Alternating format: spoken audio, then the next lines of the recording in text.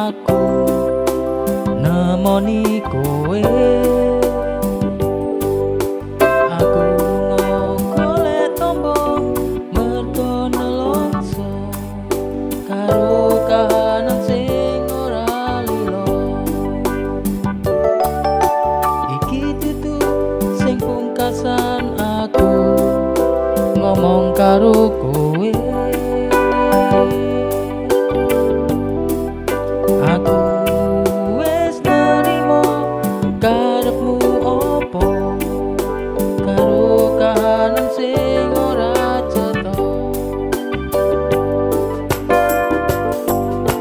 Aku pancen wong kang ino urip tansah rekoso saben dina mbok gawe loro. Senajan atiku lara tapi aku ora gelo marang sliramu sigarane nyawa.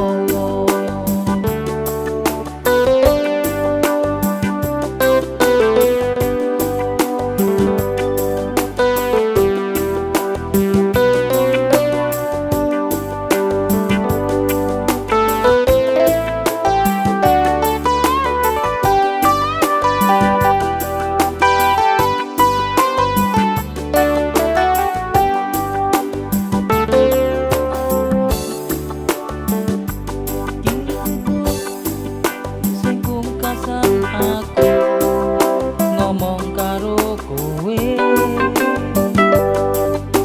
Aku wis nerimo karepmu opo karo kahanan sing ora cetha.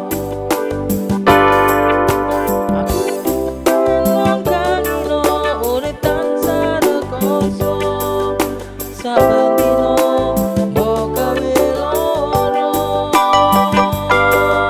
Senajan atiku loro tapi aku ora gelem marang sliramu sigarane nyawa. Marang